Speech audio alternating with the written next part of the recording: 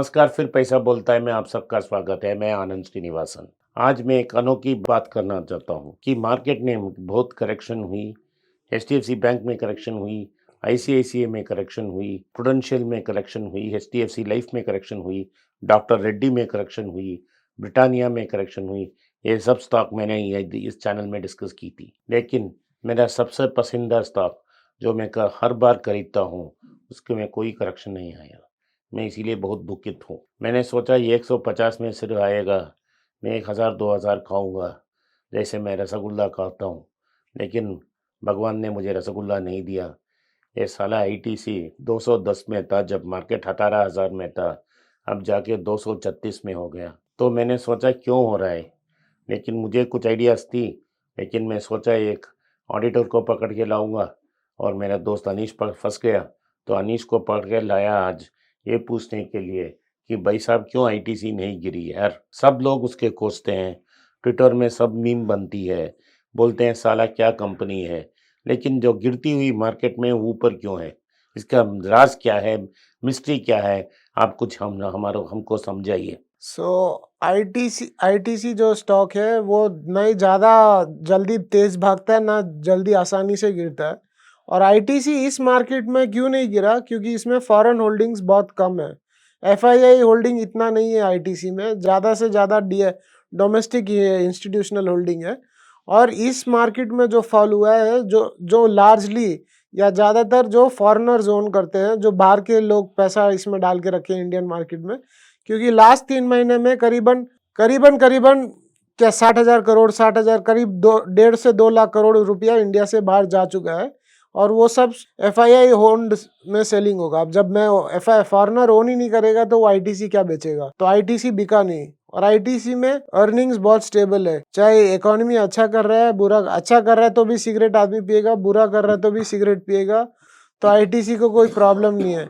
उसका शैम्पू, उसका टूथपेस्ट, उसका आटा आटा तो खाएगा आदमी, चाहे चाहे आदमी के पास 10,000 रुपये हो या 1 करोड़ हो, तो रोटी खाएगा, मसाले खाएगा।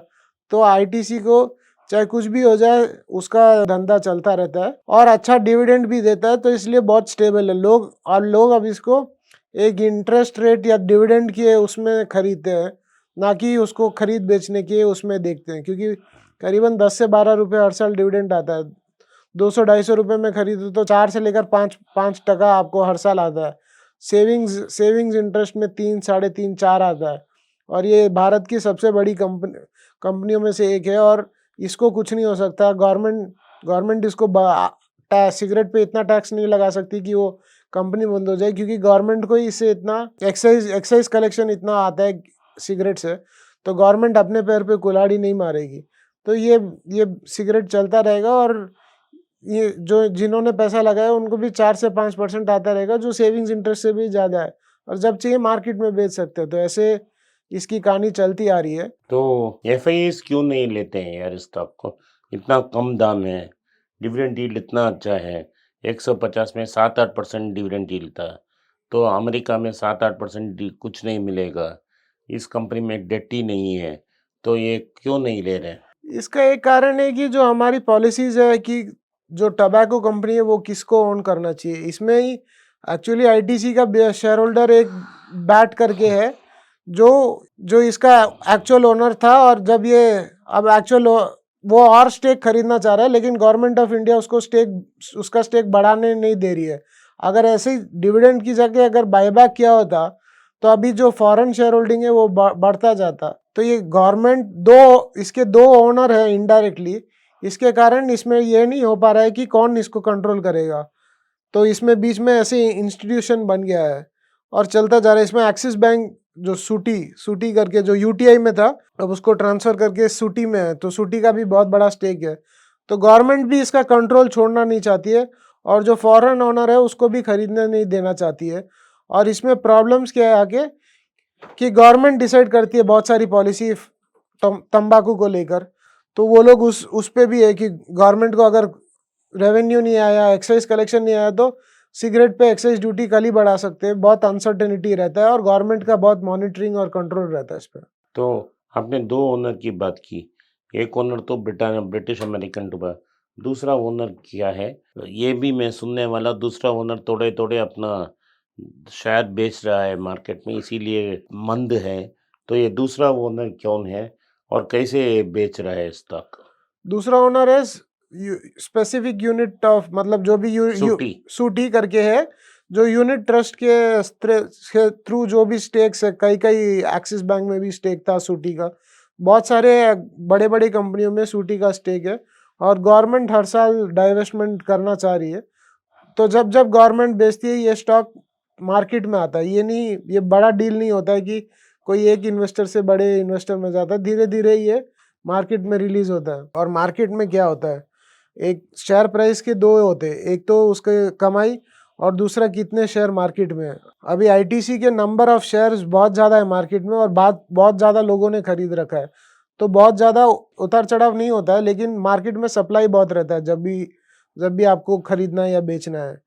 अगर जब ये सप्लाई कम हो गया या बड़े बड़े डीआई डोमेस्टिक इंस्टीट्यूशंस ने इसको खरीद लिया, तो इसका सप्लाई कम हो जाएगा, दाम अपने आप बढ़ जाएगा। तो ऐसे दाम बढ़ने के दो कारण हैं। और अभी क्यों डोमेस्टिक इंस्टीट्यूशनल, आप अगला सवाल पूछेंगे कि डोमेस्टिक इंस्टीट्यूशनल आईटीसी क्यों नहीं खरीदते?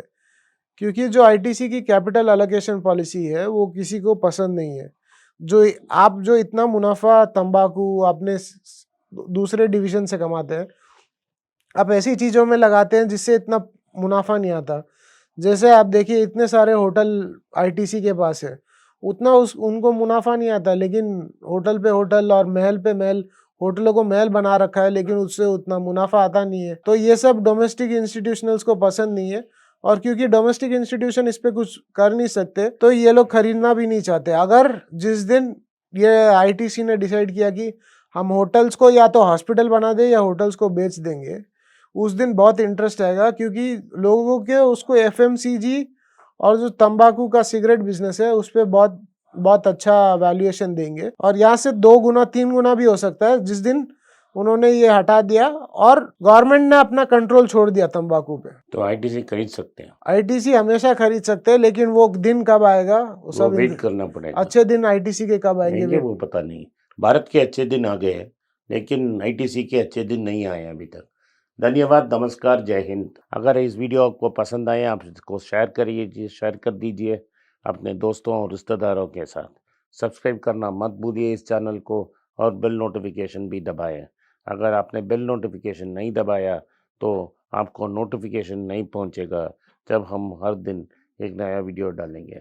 नमस्कार, मैंने अंग्रेजी में 3 पुस्तक लिखे हैं, ये सब स्टॉक मार्केट के बारे में है। मेरा पहला पुस्तक का नाम है ऑर्डिनरी स्टॉक एक्स्ट्राऑर्डिनरी प्रॉफिट्स। दूसरा अल्केमी ऑफ मनी नाम का basic fundamentals of stock market और मनी के बारे में मैंने दूसरा पुस्तक लिखा है। और तीसरा और final book all about mutual funds नाम का एक म्यूचुअल फंड्स के बारे में भी मैंने एक पुस्तक लिखा है।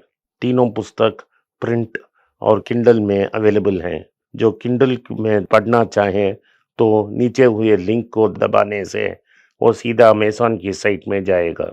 जिन को हार्ड कॉपी चाहिए वो नीचे दिए गए व्हाट्सएप नंबर में अपना फ़ोन नंबर और नाम भेजें, तो हमारा टीम उनसे कांटेक्ट करेगा। धन्यवाद, नमस्कार, जय हिंद।